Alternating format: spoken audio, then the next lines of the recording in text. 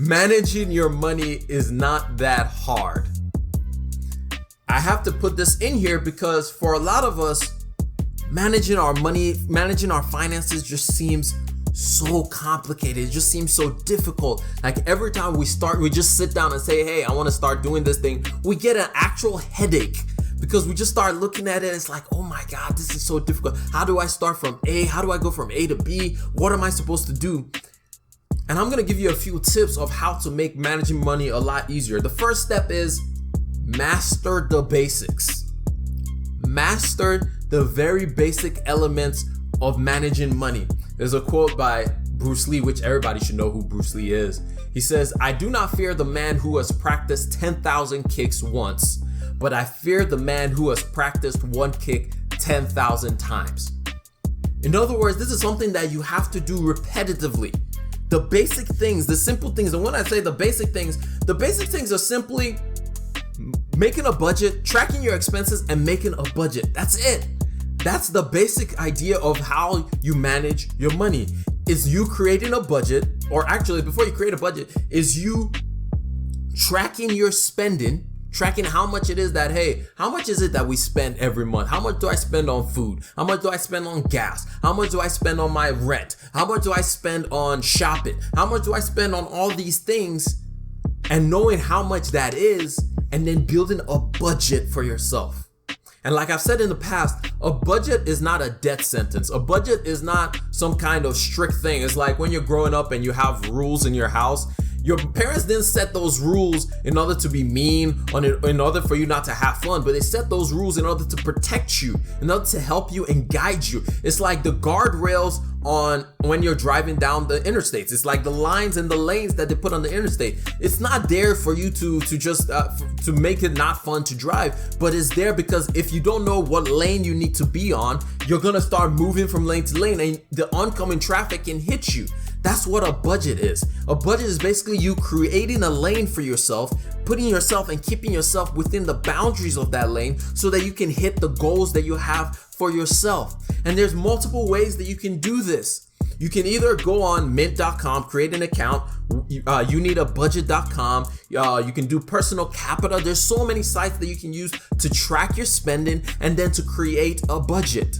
So many ways you can do it. You can even do it like how I still do it to this day, even though I use those services as well. Till this day, I still have a physical checkbook that I still balance my account and I still use to track my spending. Because for me, till this day, in my mentality, I have to write it down because too many times I was burned by freaking Wells Fargo when they wouldn't take the money, and then I forgot that I swiped my card for something, and then the money is not there, and then I get charged an overdraft fee. So that's why I still use a physical checkbook. I have like, for every account that I have a checkbook for it, a physical registered checkbook for it. Not because I use checks anymore, but because I need to write it down. It just helps me think about it and process it easier. So I'll say for whatever it is, whatever way that you determine that this is the way that I'm gonna deal with this, that I'm gonna do my finances, that I'm gonna handle my finances, whether it's having a reminder for you to do a budget every single month, whether it's having a reminder on your phone to check the balances of your account, whatever it is that you have to do it. And it's like I said, it's literally doing the basics, learning the basics and repetitively doing the basic things. Master the basics. Don't start trying to do the higher level stuff when you don't even know how much money you're spending. You don't even know how much money you're spending every single month, but everybody trying to invest, everybody trying to make their money do work for them when they don't even know how much money that they're actually spending. So start with the basics. It's like a quote my brother said to me. He said, solve the simple problems first. And he gave me that quote one day. I was talking to him and I was just telling him like, man, I'm freaking out. I was like there were so many things that I was trying to think about at the same time. I was just like getting caught up in my own thoughts. And he said to me, and it's always stuck with me since that day that he told me, it was simply, he said, solve the simplest problems first.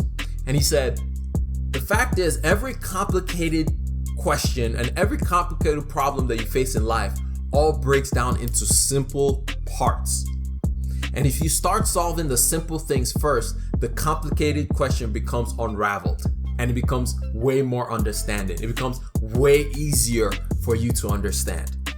And it blew my mind when he said that. I was like, dude, you're my younger brother, right? Like, you're my little brother. But there was so much insightful and so much wisdom in what he said. And that's the same thing with a lot of things that we have to do, is get to the point of where we solve this. Don't try to complicate it. Start with the simple thing. When it comes to your money, the simplest thing is for you to track how much you spend and then create a budget. Start there.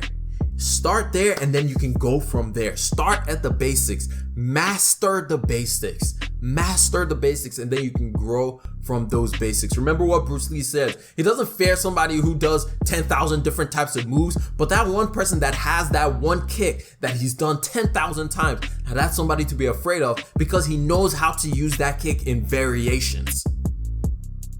Because once you know the basics of the basics, you can take that and then you can start deviating. You can start making all kinds of equations from it. Like, think about math. I love math because math for me is a lot easier to understand. Like, you think about derivatives in math.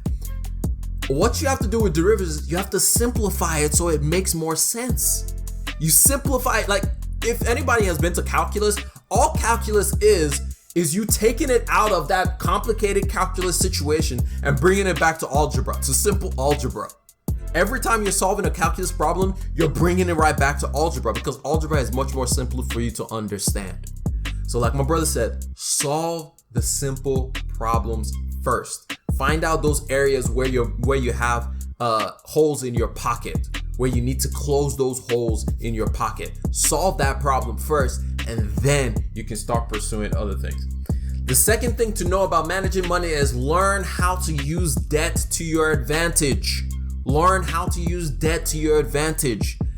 In the United States, debt is key. Credit is key. It's very important in the United States, even though I hate, as you guys know, I hate debt. I hate debt. I don't understand the need for it. I don't like it. But there are some benefits to it and there are some strengths to it. So it's important for you to learn how to use it to your advantage and not your disadvantage. So what does it mean to use debt to your advantage? It's learning the kinds of debt that you should be taking on. Learning the type of debts to avoid and the type of debts to take on. So types of debts to take on: low interest rates debts, long-term low interest rate debts. For example, home mortgages. That's a good type of debt. That's a very advantageous type of debt because it takes you a longer period of time to do it, and plus on top of it, you're building wealth with it. Bad type of debt is credit cards because of the high interest rates that is associated with those things. And then also with that is loans, is whether it's payday loans or even car loans, because that's a depreciating asset that you're paying interest on. So you want to know the types of debt that you should take on. I would say education is a good kind of debt, but also don't go crazy with your education debt. Don't go crazy with your student loans. Take what you need, and if you find out that, hey, I took out more than I needed, return that thing so that you don't have to pay those interests on it. So use the debt to your advantage. Use it to your advantage. I had friends in college who took out student loans and then they found out like, oh, I don't really need this thing. Guess what they did? They returned it immediately. If they had kept it, it would have gone from like $5,000 to be about $7,000 and then $8,000, and then it just keeps on increasing. So know how to handle debt. Debt is so important. And then the last one, when it comes to managing money or learning that money management is not that hard, is with everything there's an order. With every single thing we talked about in the past, when we talked about the money order of things, there's an order to every single thing. There's steps that you have to follow. It's a step-by-step protocol. You can't do everything all at the same time. Take your time to do each thing one after the other, knowing the steps to take. And we've talked about it before when we talked about the money order of operation, or MOO. MOO? Do we really want to call it MOO? No, we're not calling it MOO. We'll figure out a cool acronym to give to this thing. But the money order of operation is very simple. It's $1,000 in an emergency fund. Then it's paying off all your high interest date. I said date. Oh my gosh. Paying off all your high interest debt. And then it's having a 3 to 6 months of emergency fund. and then investing, which you can do the 3 to 6 months while you're investing. It may take a little bit longer, but you can do that. And then it's investing, and then giving, and then paying off every other debt that you can, so you can live your life on a cheaper budget. So just there's an order. Like in everything in life, we have order. Your money is no different. If you put things in order in your life, especially when it comes to your money, life just comes, it's a whole lot simpler. Once you get this order down, every other thing that comes along the way where you have stuff that just kind of pops up and you're like, oh, what am I going to do with this? You can put it somewhere within the order.